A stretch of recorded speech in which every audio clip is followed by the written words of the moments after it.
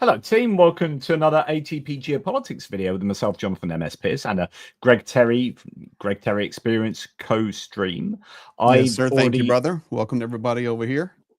I've already been speaking to my audience for about 87 hours today, which is, a normal day at the office for me. And I just almost feel sorry that I'm speaking to them again. Just it's such a busy day with so much crazy stuff going on. The world is alight with geopolitical shenanigans. And there now appears to be a trade war starting on Liberation Day. So it looks like, Greg, the world has been liberated from economic stability. Yeah, I watched the entire tariff speech, and I don't, that is what it is. So, what I was paying attention to was the Russian Ukrainian narrative. I was looking for any clues we would get in regard to maybe some type of um, additional sanctions against Russia or some kind of bold statement against Russia. This is the opportunity. We're going, with the tariffs against basically the entire world. So there was nothing I can do to change that. I'm an American with one vote. I can't change that. I do not disagree with this. I do not agree with this policy. I completely disagree with the protectionism, et cetera, et cetera. However, I was focused on the angle of Russia, Ukraine, Israel, Iran, North Korea. That's what I was watching for. And I just want you to know, JP, I'm absolutely disgusted at what I saw. And I've got the video to prove it. I watched the entire thing. You and I were chatting towards the end, and I have the documents, and I can tell you what Ukraine and Russia are both saying. So that's what I'm going to bring to it. You bring your expertise to it. Well, yeah, I mean, we've got a massive list of countries that have been hit with tariffs. There's a baseline 10%, and then a load of countries above that. So my understanding is that many countries were just expecting a 10% across the board, or reciprocal tariffs, but it's a lot more 50% reciprocal because we're kind.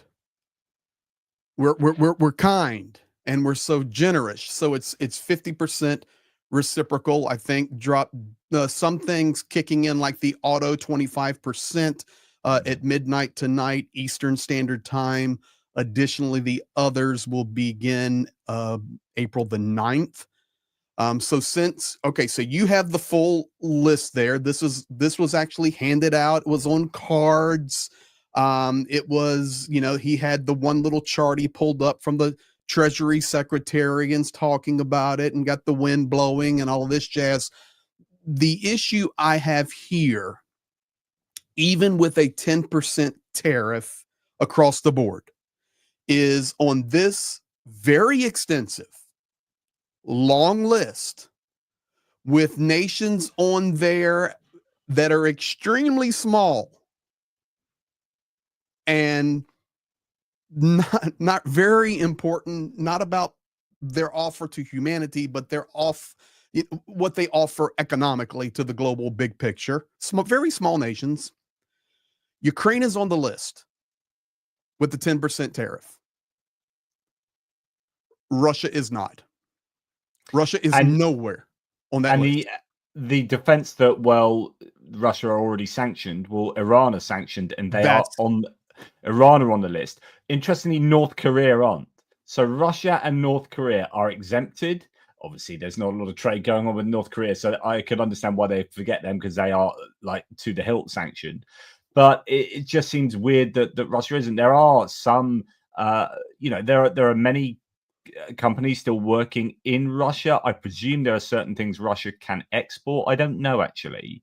The only defense of the US there would be that there's literally nothing that can be exported from Russia to the US, and therefore let me just, so people, a lot of folks are watching maybe on their mobile phone, they're watching on their tablet, maybe some people are watching on a big screen television. So I'm uploading a PDF for you that I was processing.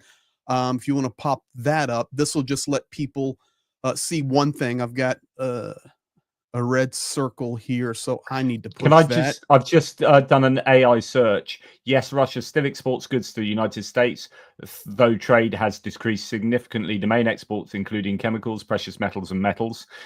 Detailed breakdown. They're under. So yes, they do. They do still export to the US, although not a lot. Okay, so pop that up there for me. It should be good to go. Okay, sorry. so that's sorry, okay. That's the last page. No problem. This that you can go from there and go backwards. So no, I'm just showing you. Do you want me to put your video up? Is that your slide? It's not a video. It's just you can go past that. Doesn't matter. I just had it on there from earlier. But basically, it looks like everything's all pawns. Yeah. So that was earlier. So let me do this now.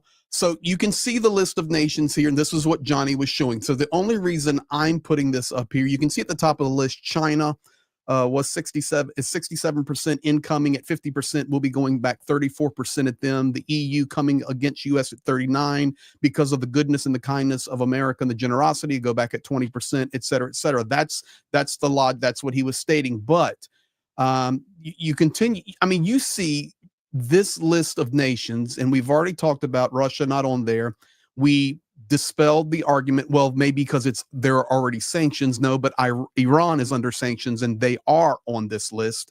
But right there, Ukraine is on this list. So I don't get it, to be honest. So here, I don't get the whole thing, right? Because all right, so let me pop that down. I just wanted people to see how exhaustive this list is. Sorry to interrupt you, Johnny. Exhaustive this list is, with places that are very okay. We're putting Gibraltar on this. Okay, Gibraltar.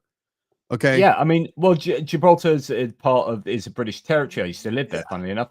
But we got the Falkland Islands, 82% tariffs that they apparently put on the US. The US are putting 41% back. So that's that kind of 50% reciprocal because we are kind. But what I don't understand is where they're getting this number from, because you can't give a single number for tariffs unless you are averaging all tariffs out. But of course, that's really problematic. I'm going to put us on big again. Yeah, go ahead. I'm going to take this down. You keep talking because I'm going to put up what really is going to frustrate folks when we get to it. I want to. It's so I was going to say the issue is this: like, you are a nation that imports three things: A, B, and C, right? And you import 1A, 1,000 B, and 10 million C, and they all have different values. Each of those things have different values. So when you say, as you know, if you're putting well, you look at another country that is exporting those things to you, and you like, and they put tariffs on your stuff, but you are getting them, I don't know, X, Y, and Z, all at different amounts and at different prices. Then how can you work out a tariff? Like an average tariff, you can average across the different A, B, and C, the percentages. But then what about the value of each of those things and the amount of money they bring in, and so on and so forth? And it could be that across all the goods that, say, the Falkland Islands exports to the US, right?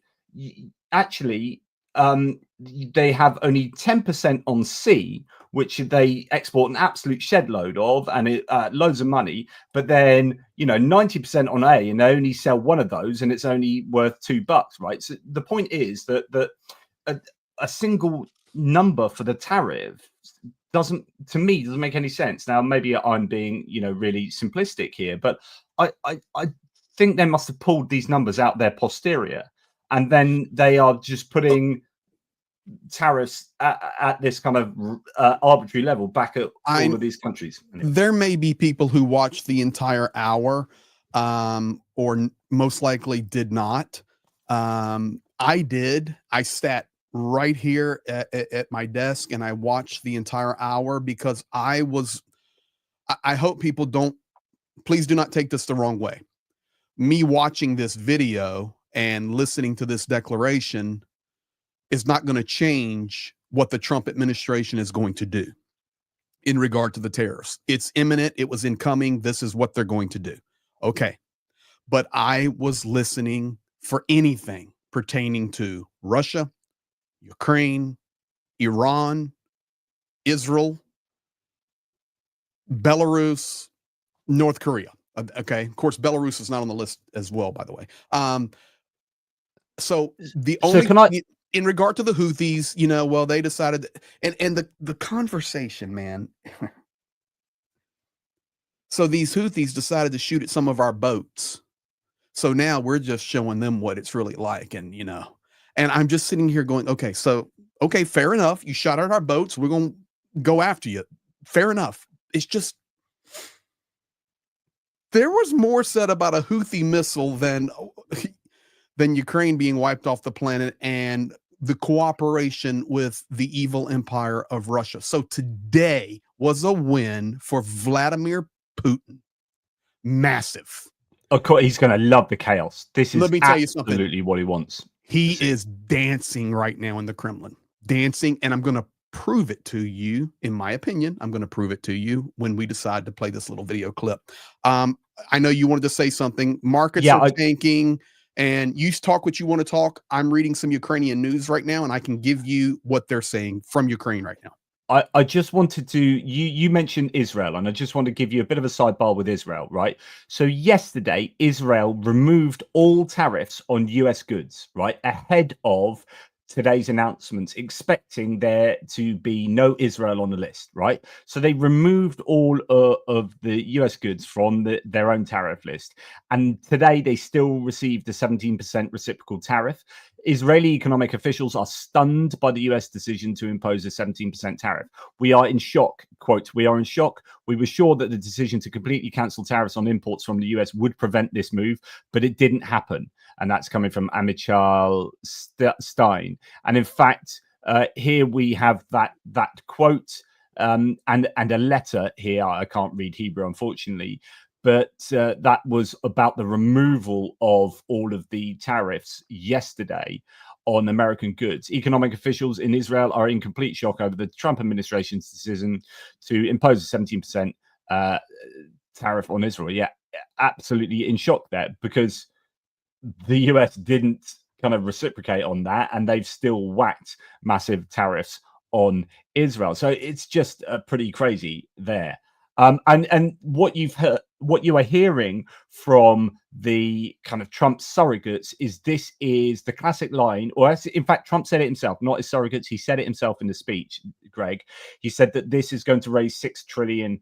But as I have explained to my audience yesterday, and I know you did a very good job on that. In fact, you got a shout out from Gertis, man. I know, I've watched it. Yeah. So that was really cool. So I did my little bit on tariffs, and I said, look, obviously, as we know, this is a tax on American consumers, right? So the price of goods coming into the US is going to go up because of the tariffs, and that is a tariff cost borne by the consumers ending up buying that, or sunk by the importers. But eventually it's going to be passed on either in a lack of profits or an increase in prices for consumers. And it will also have knock-on effects with other goods that are made from components going up, but kind of put together in the US. And also there will be an inflationary effect even on US produced goods that are solely US produced for a bunch of reasons we can go into. But essentially it's not a $6 trillion windfall for the American government.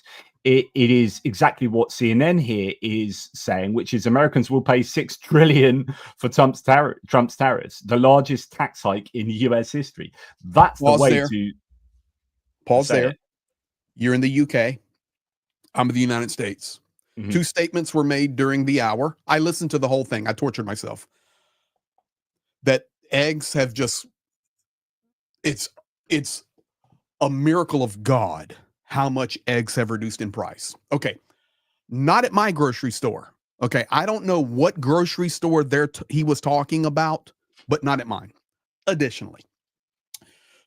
And also today, we're just declaring the gratefulness that the price of a gallon of gas is below $3. It's how great we're doing, it's amazing.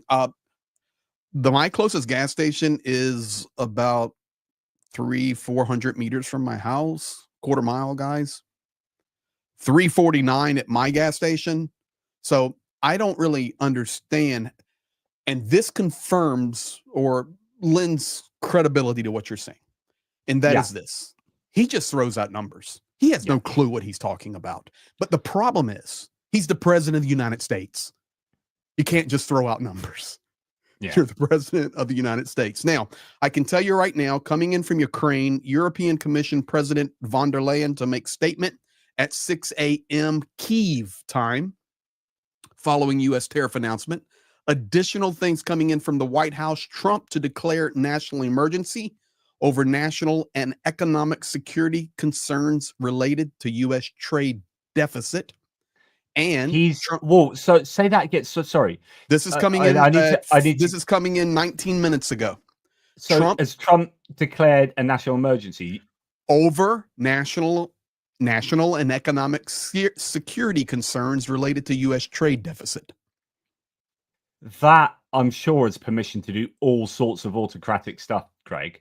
You don't like, and that's an emergency he's just brought on himself. Trump plans to impose additional sectoral tariffs on semiconductors, pharmaceuticals, and possibly cryptocurrencies. White House now saying, after he has, put the big Bitcoin certificate on the wall of the White House, saying it's going to be one of the greatest things, for the future of the world as well. I can tell you also from how do I word this? Because we just went live like this. So our thoughts are coming live. But so I can give you 1,000 thoughts from a morale standpoint, I can tell you right now, every Ukrainian analyst that I follow, their information comes out only in Ukrainian. You're not seeing it like on Twitter and stuff that I follow. They're disappointed. Just that there's no mention of the nations that are invading that sovereign country at all. And additionally disappointed by his interjection. It was in the last about 3 to 4 minutes of his statement. He gave 60 seconds to Russia and Ukraine, and they're extremely disappointed tonight in what they're hearing come out of the president's mouth. And of course, this is having a massive effect on the stock markets. And I know that's something that Donald Trump likes to pay attention to, or at least he did in his first term. This time around, he's not so big on talking up the stock markets because they're not really acting in his favor, but they are absolutely tanking. Here, there's a claim the S&P 500 futures accelerate losses, now down 3% in 4 minutes. That's $1.3 trillion in losses in 4 minutes. Wow. That's true. That's absolutely incredible. Sorry, what were you going to say? In total, the list contains 184 countries and individual territories, plus the European Union separately. Ukraine is on the list, and the list does not include Russia, Belarus, North Korea, Cuba, Somalia, Burkina Faso. Somalia is where they have asked us to come put a military base now, I believe. Was it Somalia 2 or 3 days ago, or you didn't see that? I didn't see that. I haven't seen that. Okay, very interesting. But, we have heard here in the United States and internationally, I'm sure you have as well, about we are going to make Canada the 51st state, or listen, the sanction war is going to be so powerful, and there's just no mention of our neighbor to the north or the south. Zero. And isn't it funny as well, those nations that you just mentioned, Greg, they're all the ones that at the UN, when you have dodgy votes at the UN that actually the US joined in with in the last UN resolution, they're all the nations that vote with Russia. It's as if there's something properly. I mean, I wonder if Mali's on there. If Mali's not on there, then things are proper dodgy. But absolutely incredible. Trump did not answer any questions. I watched that. Spain coming in saying this is bad news to start a trade war. Israel coming in on my Mossad and Israel IDF guys I follow. Extremely disappointed at the president's actions. Yeah, well, I've got I'm still statements from holding. Norway, Switzerland, Australia, and Sweden. I want as many people to get in here as possible on both channels, because then I'm gonna drop the video on you, and everybody's going to be disappointed. I'll tell you what. I'm just gonna, if you don't mind, I'm gonna play just a small clip to give people a soup song of kind of. No, play that. That has nothing to do with my clip. Okay, cool. European Union, they're very tough, very, very tough traders. You think of European Union, very friendly. They rip us off. It's so sad to see. It's so pathetic. 39%, we're going to charge them 20%, so we're charging them essentially half. Vietnam, great negotiators, great people. They like me, I like them. The problem is they charge us 90%. We're going to charge them 46% tariff. Taiwan, where they took all of our computer chips and semiconductors. We used to be the king, right? We were everything. We had all of it. Now we have almost none of it, except the biggest company is coming in. We're going to end up with almost 40%. Lee Zeldin's working to get their approvals. And it's an amazing company. Mr. Wei, of one of the great companies of the world, actually, they're coming in from Taiwan, and they're going to build one of the biggest plants in the world, maybe the biggest for that.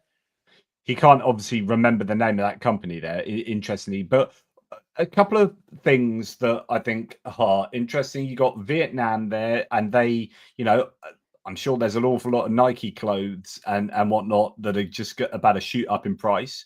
You've got Taiwan there, they've got massive tariffs put on them, really, comparatively, and it seems like the US is just trying to, I don't know, attack its allies as much as it's. I mean, I don't know. This is probably a good piece of evidence that they really aren't going to care much for Taiwan being invaded by China anymore. Those semiconductors, trying to get the investment in the US in terms of semiconductors. That's all that Taiwan was really important for, as far as Trump was concerned. So. This is live, guys. It's like there's no slides coming. I have one video. I have another image I want to show you. So I'm reading Russian news right now. People are wondering why Russia isn't on the list. We have two potential options. Number one is because we're already sanctioned, but that's not true, because other sanctioned nations are on the list. The other reason is Trump doesn't care about Russia. This is what Russia's saying. Okay? Really? Yes, I'm reading it right now. Or that Trump rather likes Russia.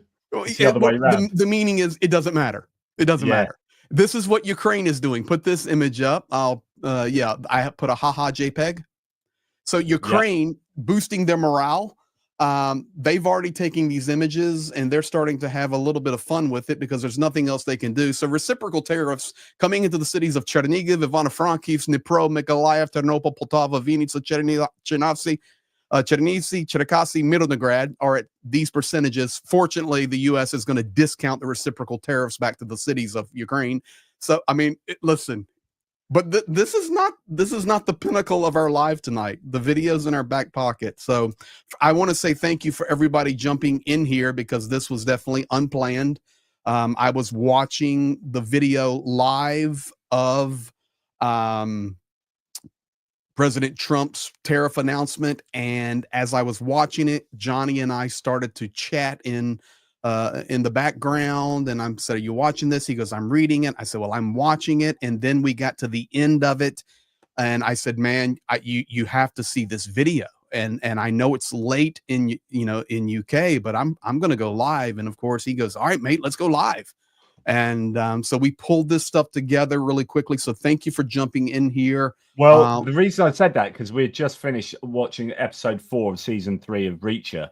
And so we're come to a natural end of our TV for the evening. And so Helen was going to go, right, I'm up to bed for an early night. I was like, well, now's actually an all right time for that. So, that's good, because honestly, guys, I'm just going to be quite honest with you. I'm very, very frustrated. And you know what? Maybe we'll want to play this twice. So I'm going to take out the haha, Johnny. So let me set the stage from this. Ladies and gentlemen, I was watching all of that tariff. And I don't want to recount it, replay it. I'm not going to do a play-by-play. It's obvious that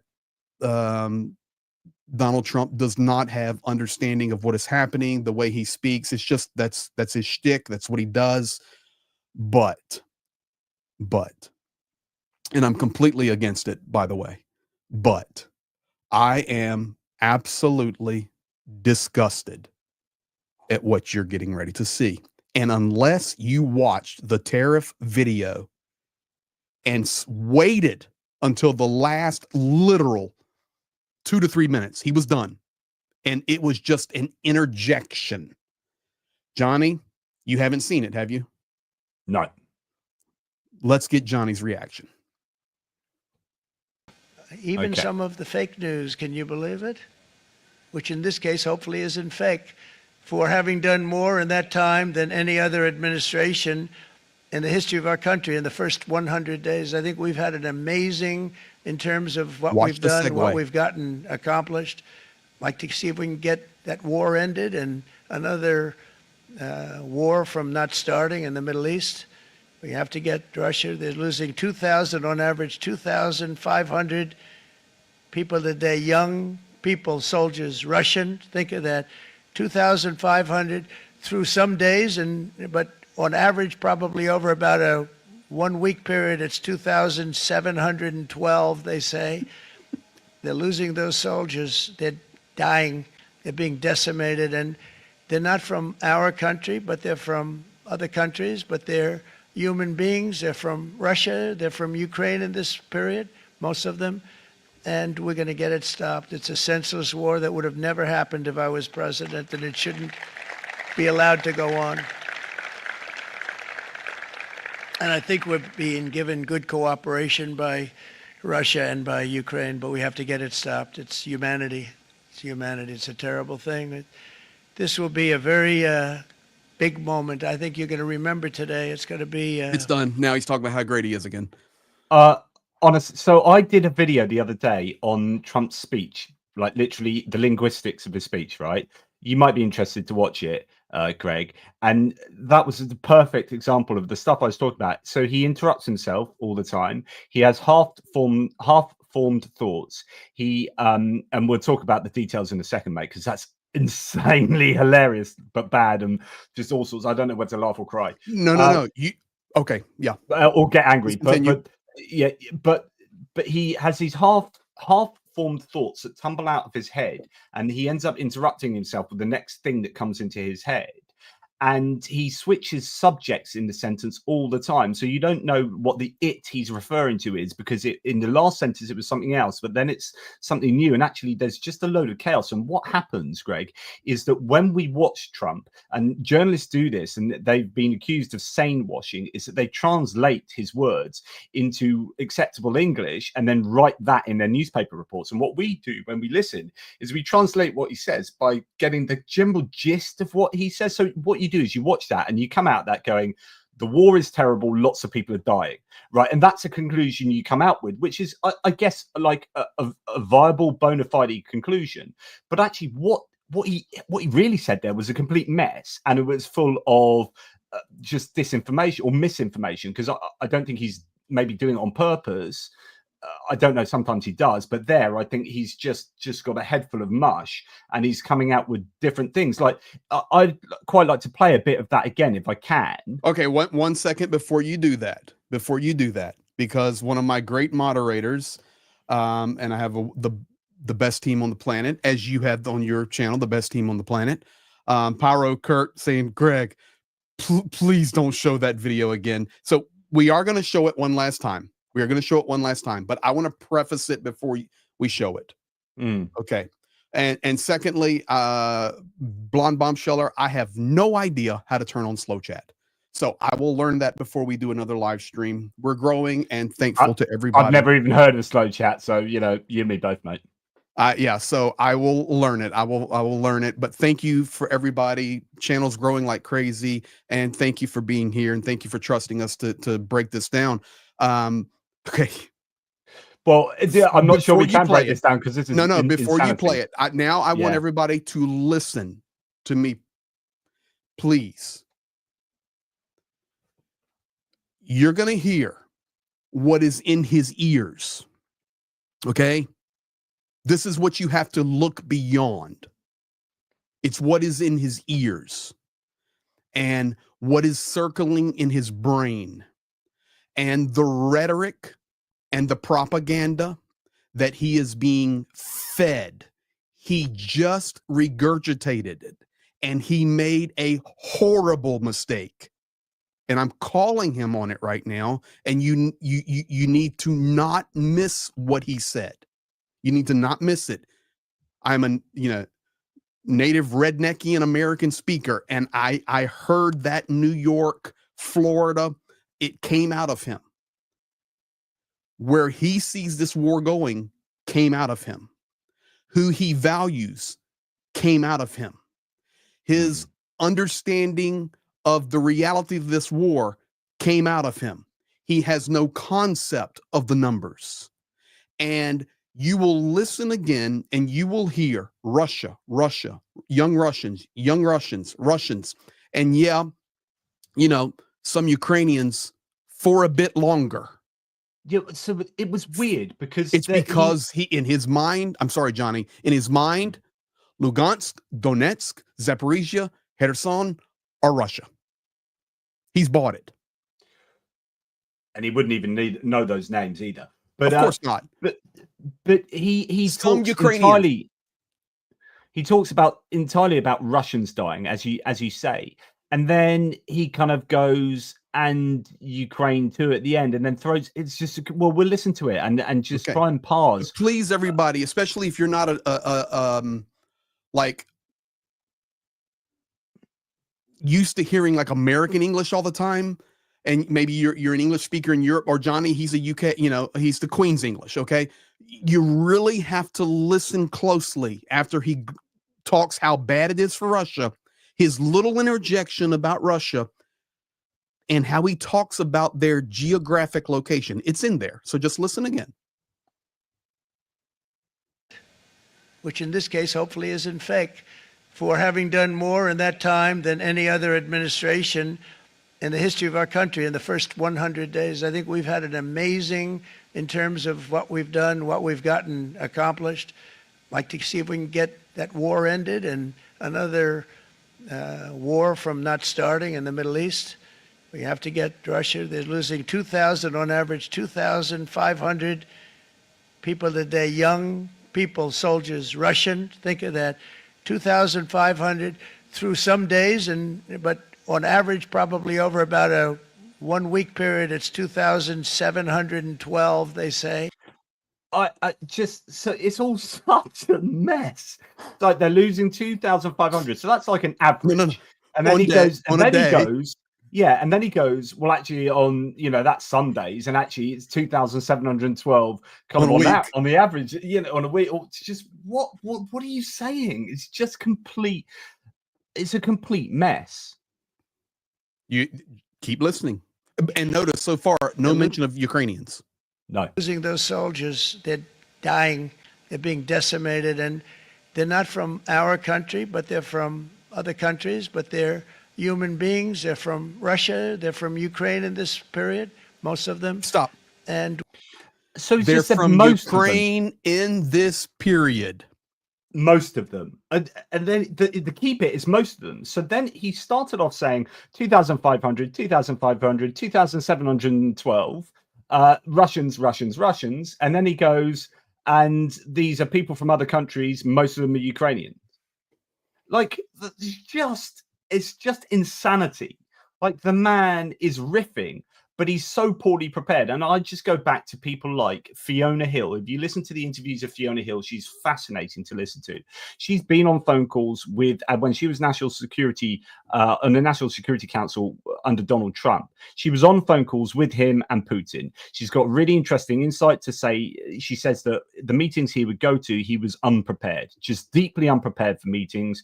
And as I keep saying to my audience, look, he doesn't read. He doesn't read. The man does not read. He doesn't take intelligence briefings. So all of his information comes from those who are speaking to him, Greg, which is what you were just talking about. So I'll go back to video in a second. But He lives in an information bubble where everything is fed to him by your Stephen Millers, Steve Bannon, although, you know, he's a bit out of it, your Donald Trump Jr.'s, your Tucker Carlson's son, you know, whatever. All of these people, Russell Vought, and Steve Witkoff, who is parroting Russian disinformation. He's the one supposedly that told him that all these people are surrounded in Kursk, which came from Putin. So Putin to Steve Witkoff to Trump's head to the audience. And it's just a jumbled mess. And he has no way of fact checking anything he's told because he doesn't do the requisite reading. And he just listens to what the last person told him. There's recency bias. So, Greg, if you remember a few days ago, he said, I'm really pissed off. I'm really angry with Putin. Those were his words. Kristen Welker from NBC News said, right? She said, I've just had a phone call. This is what he said. And I was trying to work out why he said that. And that day he had spoken to Keir Starmer on the phone, and Keir Starmer had given him reality about what's going on. And even more pertinently, the day before he had played golf with Alexander Stubb, the Finnish president. And a Finnish president said in his readout of that conversation with Trump and that meeting with Trump, said the next day that I told him this, I told him it was unacceptable that they're dragging their feet, that they're blah, blah, blah, blah. That is translated into Putin saying, I'm pissed off. Trump saying, I'm pissed off and angry with Putin. He's basically just been told some stuff and gone, oh my goodness, is that really what's happening? That we can't. And the other thing he said, Greg, and this was, I spent a lot of time going mental about this. I'm getting ready to make you go real mental. Go ahead.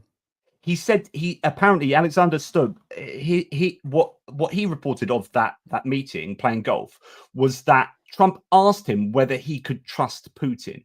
Now, how can you be the president of the United States, having already served a 4-year term when Putin was in charge, had another 4 years in between, are starting to serve now, and that's on the back of Putin then having ruled before that as president and prime minister, right? Get to this point as a former KGB agent and say, should we trust Putin? Like, how stupid, how naive do you have to be to ask another president, another world leader, whether you should trust Putin over peace deals when he's broken 190 peace treaties and ceasefires? Like, I can answer that easily for you because he doesn't trust Zelensky. He hates Vladimir Zelensky. 100%.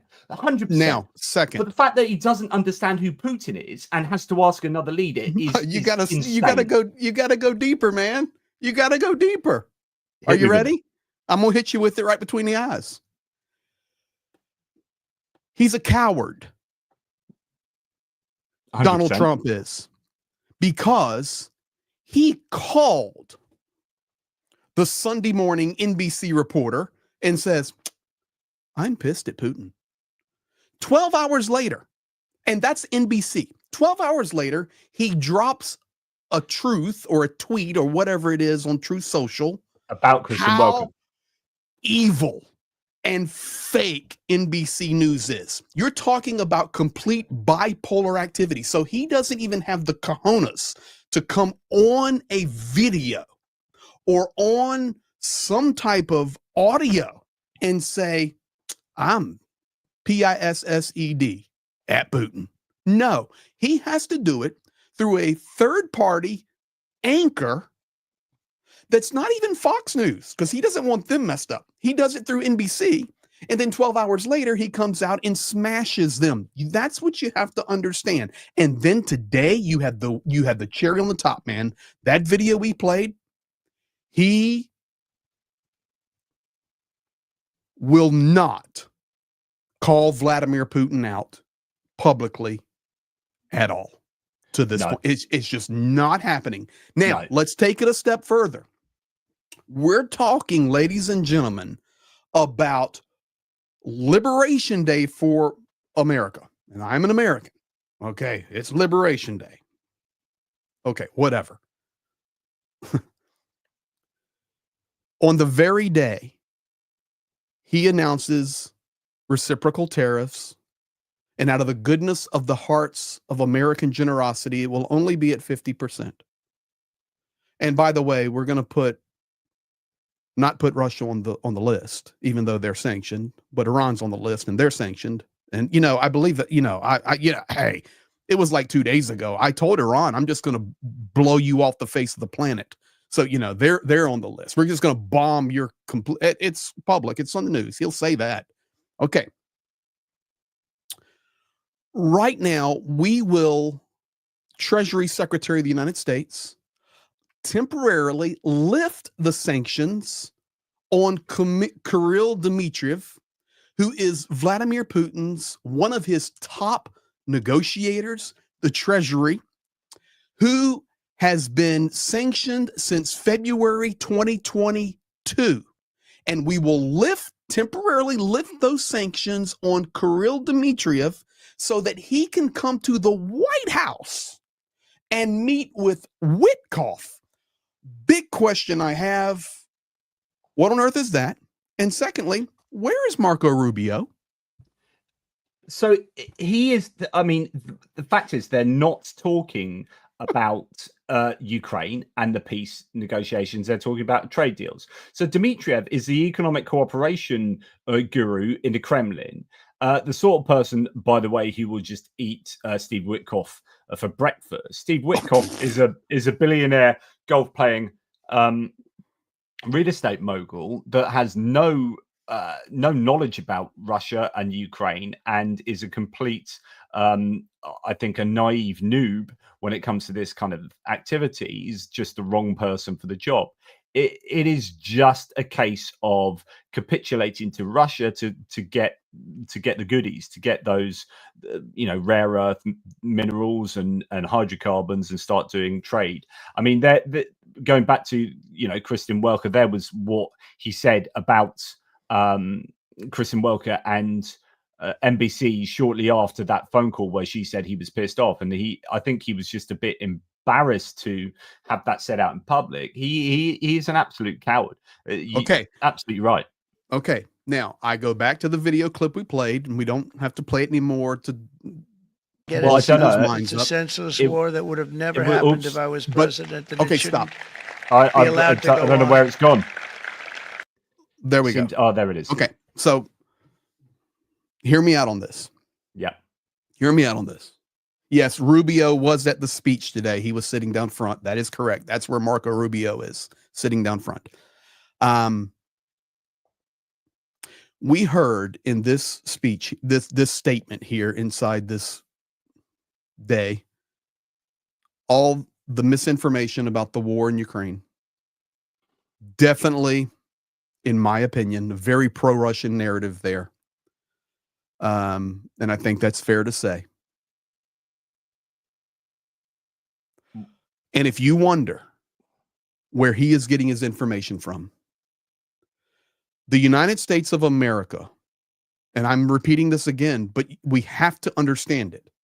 The United States of America is allowing a sanctioned oligarch, one of Putin's most brilliant negotiators and cronies, to come to the United States and walk into the White House and sit down with Witkoff.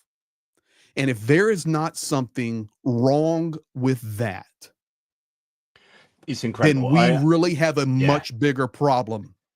I ranted about that the other day, Greg. Like the invitation. Well, it was this morning, wasn't it? Actually, I ranted it's about today. it. Yes. Yeah. Today. I ranted about it this morning. Just the idea that you would lift sanctions and allow this guy into the White House and do deals with him, and Ukraine is being treated as it is. I think it's disgusting. I just, yeah.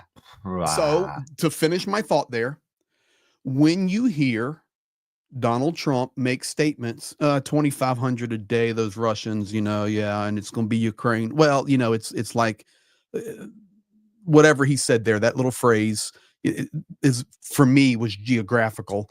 But when you hear that and then you wonder, and you say, how could a rational human being even make that statement? Even if you are against everything, how could a rational human being just spew that out? Because what goes into you is what comes out of you. That's it. So if you put in good stuff to your body will respond properly. If you put in good stuff to your mind, you'll have good things come out of your mind. So his mind is being filled with so much Russian propaganda and narrative and viewpoint that it is the only thing that comes out of his mouth, because that's what's in him. And that is a disaster. This is something I keep emphasizing, that Trump is an empty vessel. I think he has a bias towards Russia, but he's the sort of person that could be convinced to be good for Ukraine if he had the right people around him. Like, if he had a completely different context and a completely different cabinet and advisors and aides, and was Donald Trump in an alternate reality, he could do some wonderful things for Ukraine. It wouldn't be as natural as him doing wonderful things for Russia, because I think he has a bit of a bias. But generally, I completely disagree with you. And the reason being, he has in his cabinet, the Secretary of the State of the United States, and I can pull the video out right now from years ago where Rubio absolutely demolished. I agree. Hear me. But Rubio's hear me. Also, let me finish. Where he demolished Russia and communism and the evil of it. And Rubio, with his Cuban connection, knows more than anybody. So if you get around the Trump circle, you're not going to change Trump's perspective. That's what I'm saying. Who's he going to encircle? Who could have been better to put around him than a Marco Rubio? As far as I mean everyone. I mean, no, sorry. My thought experiment, my alternate reality is none of the cabinet, none of the aides. Like, if you put, so in other words, if you took Donald Trump out and put him in the Democratic Joe Biden's government, right? And I know it's completely unrealistic or whatever, but you could contrive a situation whereby he would do the right thing for Ukraine. In other words, I don't think he hasn't got this real strength of ideology. That is, I think he is pro-Russian. He's naturally pro-Russian, but he is so easily manipulatable, and he doesn't have the knowledge about Russia and Ukraine to be able to really enforce, I think, an ideologically pro-Russian agenda. I think the pro-Russianness comes from hating Zelensky because Zelensky didn't dig up dirt on him from 2019. I think it comes from his life, starting with his first wife and going through all the business dealings with Moscow. I think he's somewhat compromised, but in the right situation, he could be positive for Ukraine. But with the people he's got around him, even Marco Rubio has to kowtow, has to bend the knee to the demands of the cabinet. It's very, very sad. We do have breaking news coming in from Georgia and Ukraine matters. Thank you for that super chat there, my friend. 10% tariffs on Hurd and McDonald Islands. Let's go, USA. So Georgie's in the chat trolling, having fun. Hey, listen, the bottom line is this, man. His mind's made up. His mind's made up. He doesn't like Zelensky. Yeah. He has been sold a shipload of wrong narratives and false information and propaganda on Ukraine. And unfortunately, he can't stop himself. He can't judge morally. He has blinders on morally, and it's very, very sad, because it's so easy to see, but yet he chooses not to see it for some reason. And I'm not sure if Jesus himself walked in and sat down beside Donald Trump, he could change his mind. Or for you, if the planets aligned and he received some kind of ion beam from Uranus, that planet, that he would be able to make a change, because he's so arrogant. Let me tell you how arrogant he is. I listened to that entire thing and just waiting for the Russia-Ukraine moment. We had 60 seconds of it, which was disaster. But he made the statements that the things that are happening in the United States and the world right now would have never happened if he had been president. Mm. And he made that reference direct, and I'm sure there are people in the chat that watch this. He made that statement directly looking back at former administrations, not just Biden, but going back into history. Last time I checked, he was president from 2016 to 2020. Sir, you could have done stuff then. So and I was watching on AP, and like the chat was like, honestly, it was probably 40, 60, 30, 70 pro-Trump, anti-Trump. And I was just watching the chat and just reading it. And when he made that statement, everybody, even the MAGA crew and the anti-Trump crew, they were all agreeing at that moment, goes, okay, wasn't he president before in 2016? It's like there's just something that will not allow him. And I don't know what the term is. I don't have enough lexicon or vocabulary, but there's something innate that will not allow him to back up.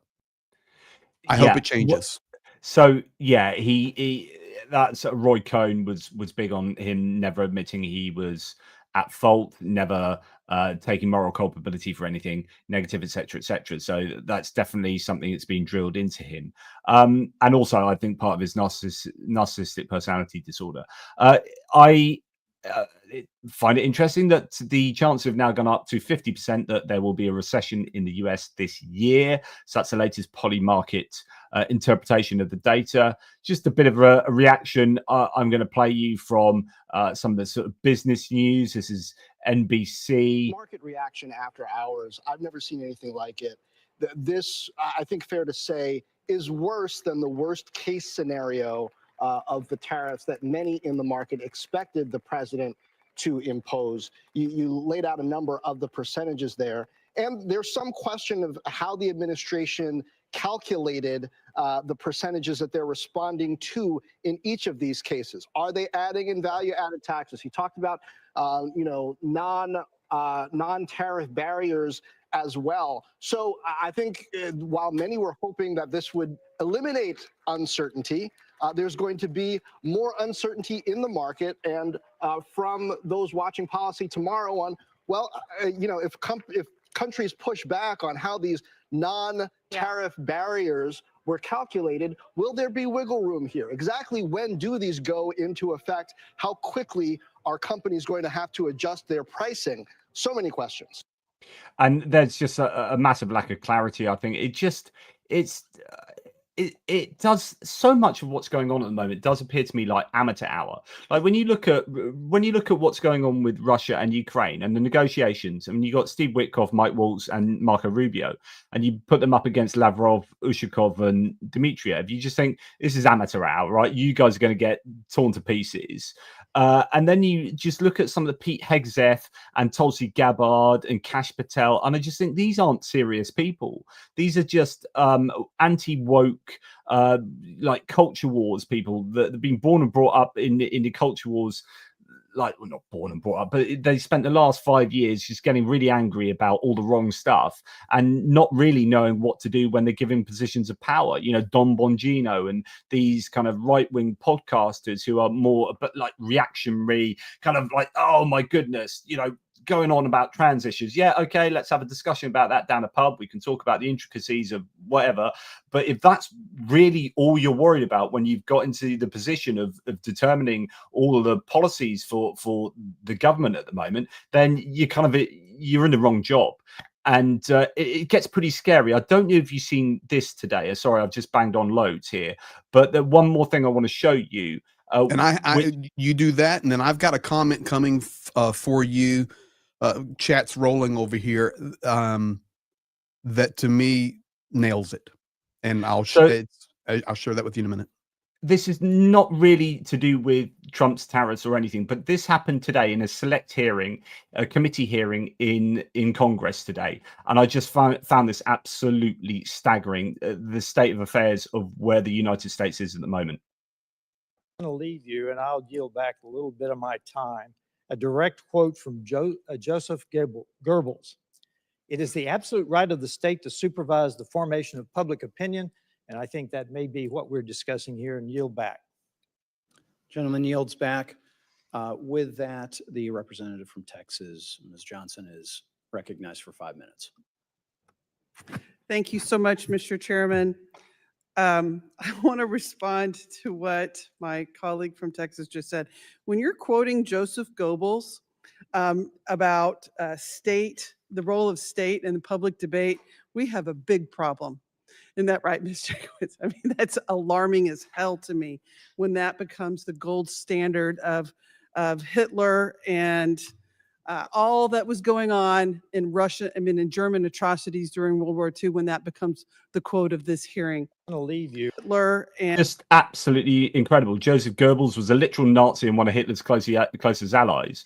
And you've got a GOP lawmaker using that as a quote. Like, where were we at, Greg? Where, like, fascism is now okay? It's okay to quote Nazis as this is how we should do things in Congress. I just don't get it. Like, there was something I was watching. Oh, I know what it was. And I can't remember the title, but it was about the hybrid warfare happening throughout the world and the implementation of soft fascism unfolding in front of our eyes. And I'll get you the video clip. I don't want to go any deeper now because I'm not. Yeah. I've watched it once, but yeah. Yes. Listen, we live. Okay, we live in a society that has been.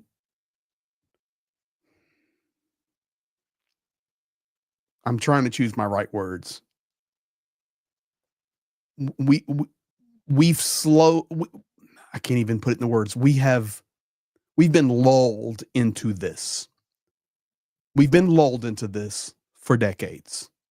And I personally believe that even from the 1940s, when Ronald Reagan was the president of the Screen Actors Guild and calling out communism and the evils of what Russia was doing inside Hollywood from the 40s, you carry it through 50s. You have the speech in the UN banging the shoe. You have the picketing outside in 1959. Khrushchev is speaking and the picket signs are there. Ukraine is being wiped out. There's genocide. The churches are being destroyed, the same things. It has been happening. Then you move through the 60s with the Cuban Bay Missile Crisis. You come into the 70s and the 80s in the peak of the Cold War. We come into the 90s and think we're in this whole new world. The wall is gone. All of this is happening. We've got glasnost and everything's wonderful. Perestroika. How? Hallelujah. And the entire time, the Kremlin has been preparing and working. And the rest of the world, and especially America, and I'm an American, were lulled to sleep for decades. And we now find ourselves with Republicans. I don't even call it Republicans and Democrats anymore. People, liberal, conservative, central, whatever, stating things, and especially on the hard right MAGA world, that are so disgusting MAGA and unbelievable. MAGA is not America, period. I don't know what MAGA is. For me, it sounds like a maggot. Okay. You know what a maggot is? It's a maggot's what consumes corpses, I think. That's what a maggot. When I hear MAGA, I just think of fleas and ticks and lice and maggots. I'm sorry. And I'm a conservative. Yeah. And you know what? It's when these things happen so flagrantly in front of you in the in the broad daylight that you're like, so this can't be happening, and so you live in some kind of denial and you allow it to happen because it's it's almost so obvious that you're blind to it. Absolutely incredible. I want to share this comment with you because I know it's getting late there in the UK, and I'll check the Ukrainian news again, but This has been 10 minutes or so ago. It went through the chat, and I just happened to see it, and I wrote it down. Okay. And I'm not quoting the quote here, but it was the person in the chat's name was Mary. Okay. And Mary said, Biden supported Ukraine. Trump can't agree with anything that Biden did. There's a lot of truth in that. Yeah. Yeah. It's Sleepy Joe. It's that evil administration. It's that administration that caused all the problems in the world.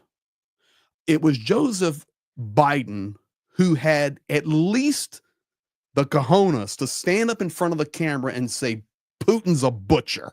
Yeah. Okay. So very keen concept, thought there from Mary. But actually, so he's completely right, because this is what happened in Trump 1.0. So I don't even remember. Obama obviously had been before, and Obama was really popular, and he hated the fact that Obama was popular, and he started undoing everything Obama did, even though they would did some of that stuff was decent legislation, and he undid it in spite of it being decent legislation because it was Obama's. So he's got form on just wanting to do the opposite to what the last guy did. So he gets in this time, it's like, whatever Biden did, let's undo it, and then let's just burn everything else down. By the way, what Georgie said earlier, there's this is even more incredible. So the imposed 10% tariff on Heard and McDonald Islands, why that's particularly interesting is because it's only inhabited apparently by it says War Monitor, by penguins. So it's like there literally is, it's like there is no community there to export stuff. Someone's had a laugh with him. Hey, he'll be screaming about that. So I know he's up late over there, so he'll be screaming about that. But it's the truth. But that's Andrew Gordon, I think, made a comment, and it's just, we can criticize Biden in various ways, and everybody has the right to do that. Or you can criticize Trump, or you can criticize whoever you want to. But he was never a traitor. Yeah.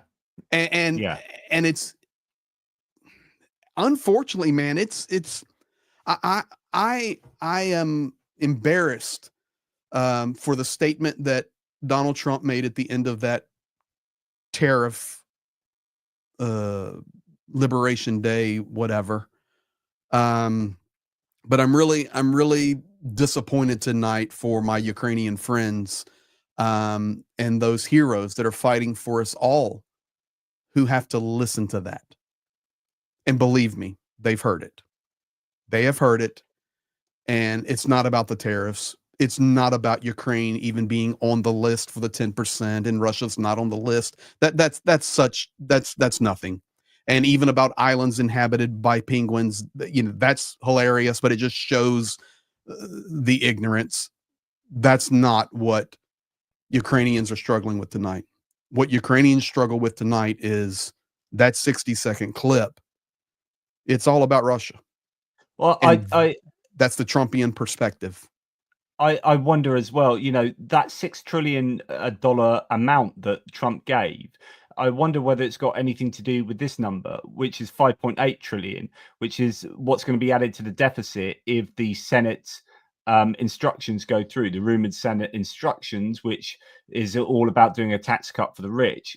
5.8 trillion is rather similar to 6 trillion. It looks rather convenient that we're going to make all the money that we're going to need to pay out, given the tax cuts and what we're proposing in the Senate, in that Senate bill. So crazy times. So this is what we're looking forward to, and I know what's it, midnight UK? Yep. Midnight. And 7 p.m. here Eastern, and we're getting our Australian and our down under mates and our Kiwi friends in here tonight, and that's awesome. I saw Skeghead, one of my mods from Australia, in the chat. Thank you, brother. Big shout out to Dunedin in New Zealand. Is it the House of Pain in Dunedin? All of our down folks on that side of the world. tomorrow's going to be interesting. It's going to be interesting to hear nations respond. Of course, this was done after the close of markets on purpose. You have aftermarket activity, of course, and that's what we're seeing now. And overnight, things will be digested. So we'll see what unfolds tomorrow economically.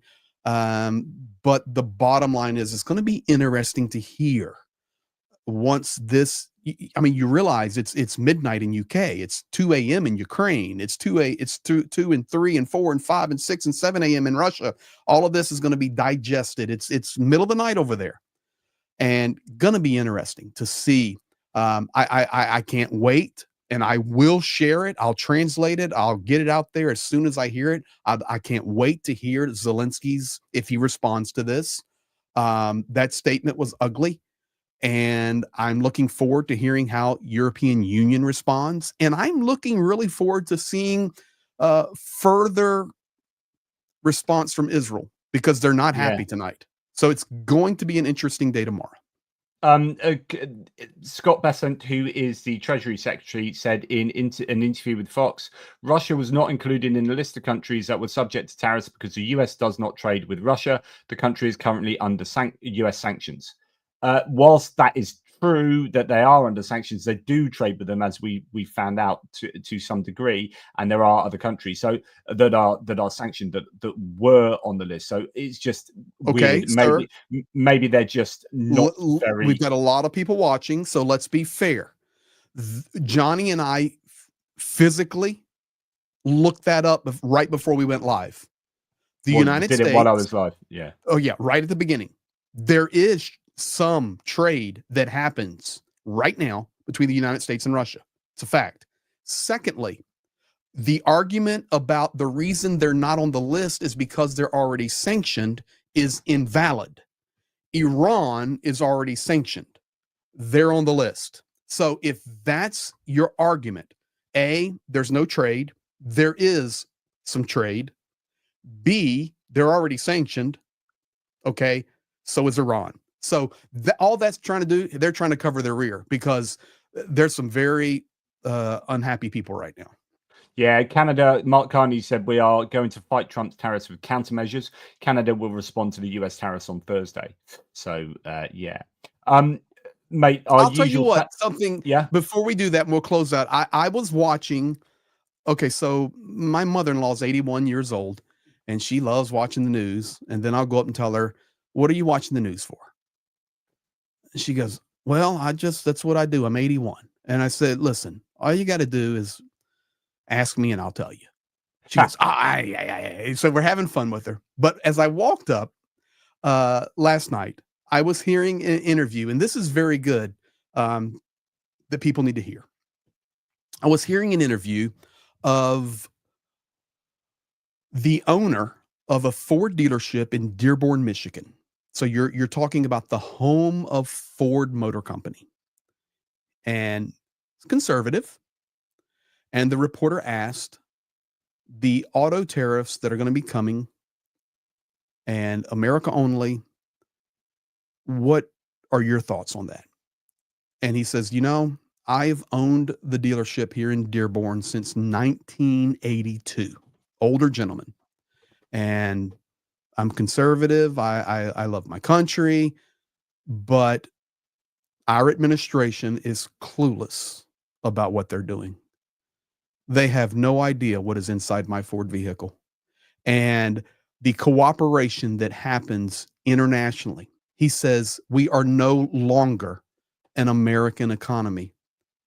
This is a global economy. We're not living in the 80s anymore. We're not living in the 50s anymore. I need good relationships and good allies and good economic partnerships with many nations around this world. He goes, this is not going to work. This is not going to work. And I'm saying that because it was a very balanced, individual. This guy's owned this Ford dealership in Dearborn. Okay. That's the home, man, right there. Ford Motor Company up there in Detroit since 1982. Old dude. And he's sitting there going, I'm just telling you, they don't know what they're talking about because we live in a global economy. Mm. So And it's going to be interesting. I was listening to analysis saying, look, rather than do this kind of protectionism, and there's a time and a place for industry protectionism with tariffs, strategic Agreed. tariffs, etc., Agreed. etc. But okay, the real question you want to have answered, said this analyst, is why are Americans buying a lot of German cars or a lot of Japanese cars? What is it that the American cars don't offer that these cars do? And so that should be what the free market should be kind of telling Ford and Chevy and Lincoln and whatever. It's like, how about making your car a bit more like this, because that's what people want, but there isn't that kind of reactivity in the market, it seems. And so it's people who adhere to free market capitalism must be pulling their hair out. And it's worth noting that the last time there were these kind of big tariffs was in the Smoot-Hawley high tariff period. Sorry. High tariff period that was just before the Great Depression. Johnny, do I need to pray a prayer of healing over you? Be healed, Johnny. Be healed. I'm How healed. you feeling? I'm back. I'm back. There we go. Look. Hallelujah. But yeah, so fun fact, after today's announcement, the average tariff for the US is now 29%, which is nearly 50% above the infamous 1930 Smoot-Hawley tariff, which was set at an average of 19 to 20%. It's the highest tariff rate since the 29.3% Dingley tariff of 1897. Now, the Smoot-Hawley, which is much lower tariffs, led to the Great Depression, as I was trying to say. So, this is not good news there at all. Right. Now, let us have some thanks to all the people that yes, support let's do it our and get channels. you in the bed, and I'll go learn the news from Mimo.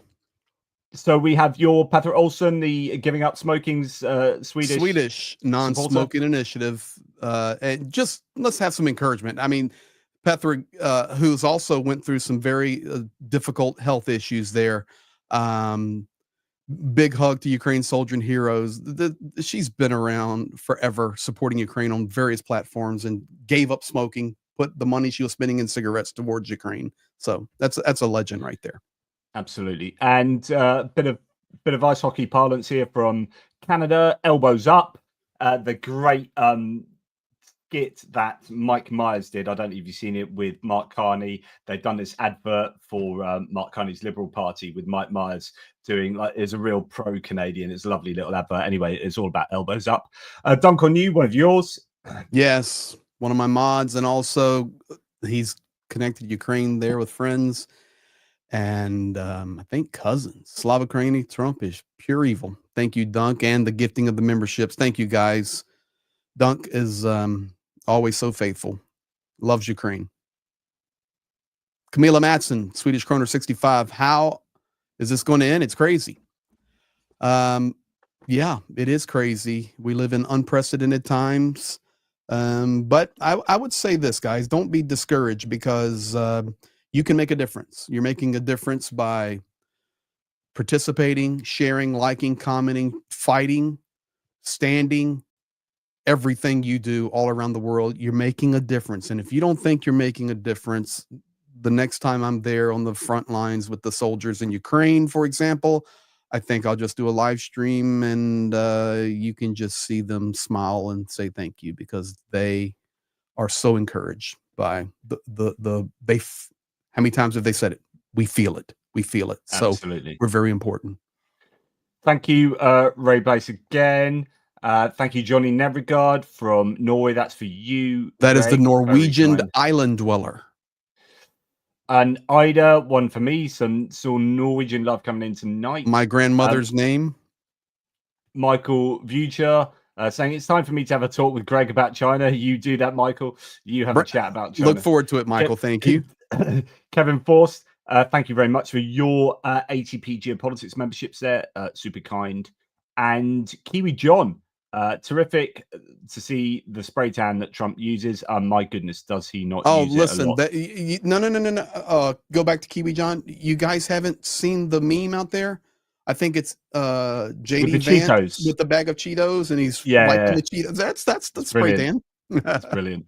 Yeah. So thank you to Kiwi John. Thank you very much. Adam Rounds gifting 5.8. Thank you, Greg Adam. Terry memberships Always there. so faithful there.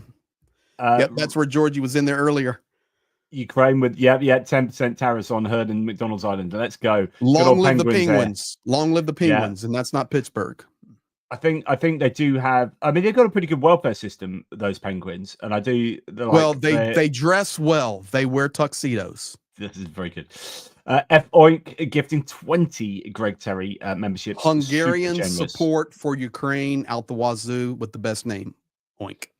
Dunk on you 23 gifted 10 Greg Terry memberships. So super kind there. Johnny, do you know why the number 23 is in that? It's something to do with Mike Johnson, basketball. I don't know. Did you just say Mike Johnson in basketball? Yeah. Michael Jordan. Michael Jordan. Don't you ever sacrilege Michael Jordan again. I did mean to say Jordan. I don't know why I said Jordan. How much have you been tippling? I was thinking Boris Johnson because I think about Boris all the time. Actually, Morty I had the one small Viking. beer. Morty the Viking. Denmark thanks you for your support to you, JP. No, that's for you, actually. Oh, that's for me. But, Morty the Viking. Yeah. Thank you. Hey, I've been supporting Denmark and Greenland a lot on some videos lately. Yeah, they're awesome. All the Nordics and absolutely. Yeah. Blonde Bombsheller, obviously yours there. Yeah, thank you for all the wonderful Ukraine there. Thank you to all. Thank you. Let me say this, and I can do it because it's public. Blonde Bombsheller and Mertzy, you see him in chats all the time, will be departing. I will not say the day, but it's imminent departure for Ukraine. And so we wish them well and safety and thank them for getting their feet on the ground there. Jonathan, you are insulting all amateurs by comparing the delustration with them. Delustration. Yeah, I'm sorry to call them rank amateurs. Maybe they are below amateurs. I don't know what that is. Just raw recruits. They are below rank amateur. Yeah. 7-inch destroyer. The war is over. Russia will win. It's sad but true. So a bit of I don't know, negativity there from 7-inch destroyer. I'm not sure. So I won't rise to that. Well, on that, I'll just tell you this: it ain't over till it's over. This is true.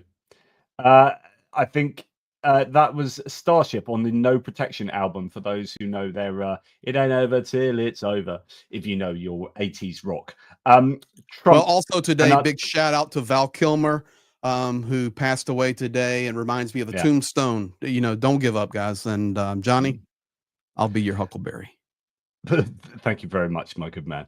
KP, some Canadian love there. Trump, an unelected citizen, this is for you, blocked Congress for 7 months helping Ukraine, blocked immigration legislation, an unelected citizen. That should have struck fear into Americans.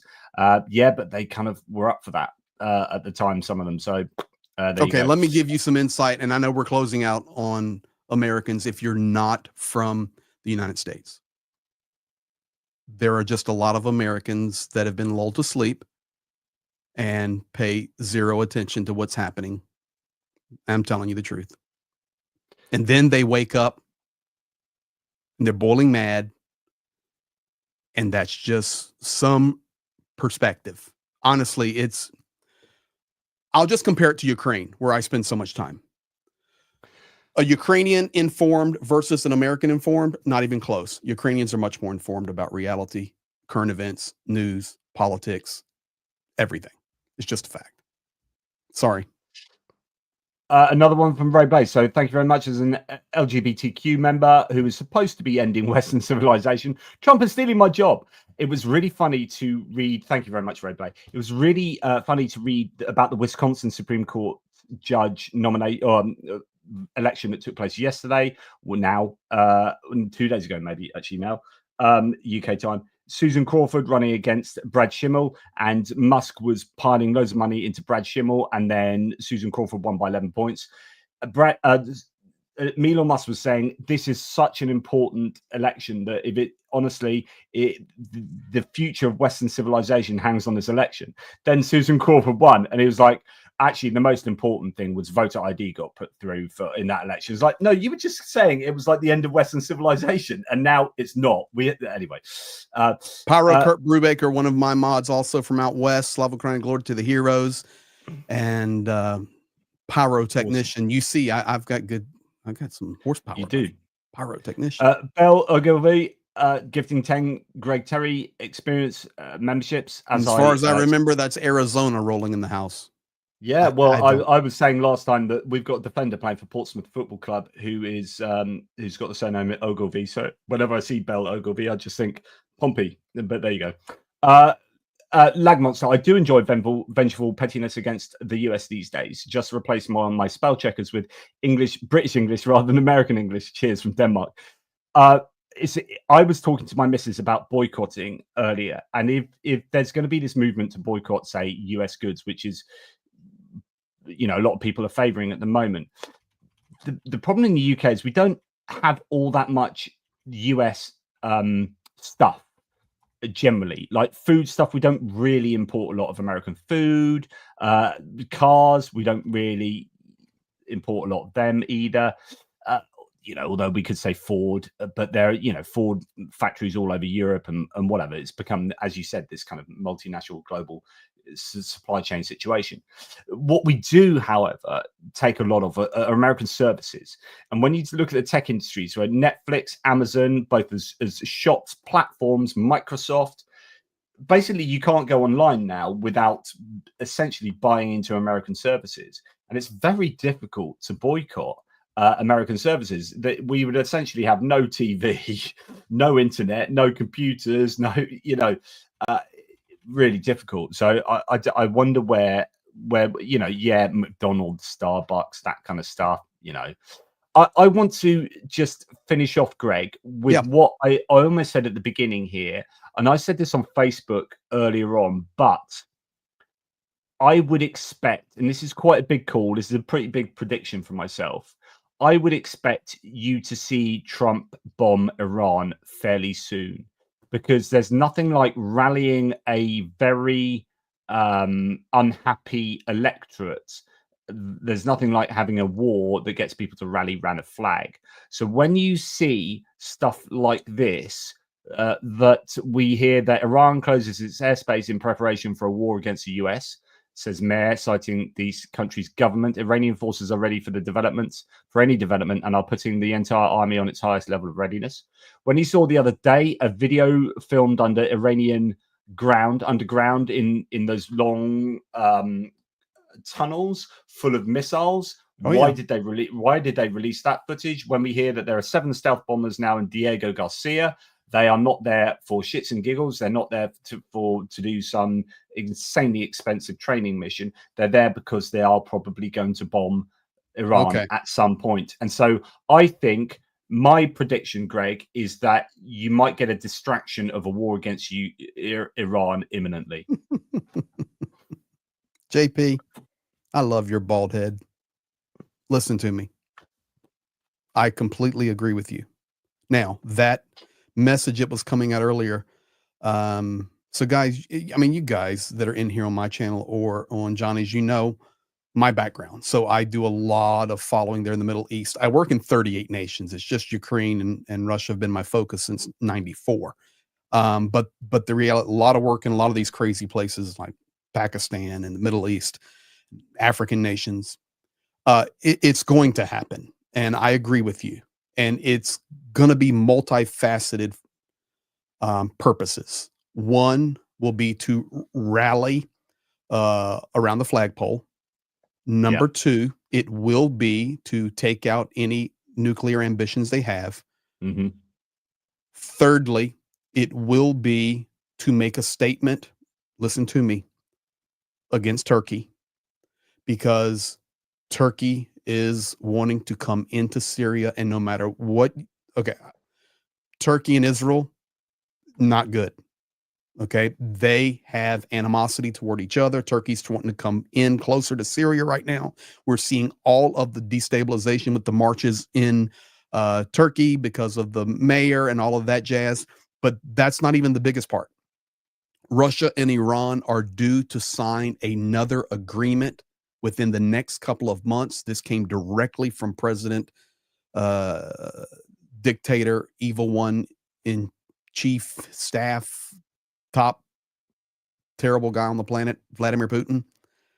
Came right out of the Kremlin that there will be another pact agreement between Iran and Russia. And the only thing left that they have to agree on would be a military type agreement similar to the one that Russia has in power with North Korea. So the United States, led by chaos, will want to do whatever military action against Iran prior to the signing of any military agreement that could potentially happen between Russia and Iran. So I think we're in a 30 to 60 day window where definitely there is a multi-purpose event that's going to happen, and America's going to bomb Iran like crazy. And it's not a fatalist. It's just there's too many cards out there that are showing that to be true. Now, to be completely honest, when that information went out, that was coming out of the Iranian news organization Mehr, and they were putting it out. The airspace at the time of them putting that information out was not closed. So we want to always be factual, but that was running everywhere and it was coming directly out of Iran. So that also tells us that there's a lot of games being played right now, but it's going to end up with devastation in Iran. Yeah, I completely agree with you. Just last few have just come in. Sorry. Morty the Viking. Sorry, I can't help it. It's already late for you anyway. You don't have to worry about when it's going to happen because Pete Hegseth will tweet it. Yeah, and so we'll know when, how, and where they're going to come from and everything. So just keep your eyes open. It'll probably be texted to yourselves. I mean, hey, we're going to make it public. Denmark proudly keeps on donating to Ukraine. Denmark is doing a fabulous job. And F oink for you as well. Wow, that's wow. F oink, thank you. Hungarian francs, 80 francs. I think it's francs. Yeah, I said Florence. Hungarian. He taught me one time. Hungarian. Well, it'll be back in the chat. Yes. First they came for socialist. I did not speak out because I was not socialist. Then they came for trade unionist. I did not speak out because I was not a trade unionist. Then they came for Jews. I did not speak out because I was not Jew. Then they came for me, and there was no one left to speak for me. Hear. Amen. I think you can even get an amen from Johnny on that. And that is what we are all fighting for. That's so I'll tell you that was by Pastor Martin Niemöller. First they came, and this is in the Holocaust Museum. So it's an incredibly important poem, that one. It reminds me. I want to make sure I get the right person. And by the way, it's Hungarian forints. Thank you. I knew it was there. So yeah, first they came for the communists, and I did not speak out because I was not a communist. Then they came for the socialists, and I did not speak out because I was not a socialist. Then they came for the trade unionists, and I did not speak out because I was not a trade unionist. Then they came for the Jews, and I did not speak out because I was not a Jew. Then they came for me, and there was no one left to speak out for me.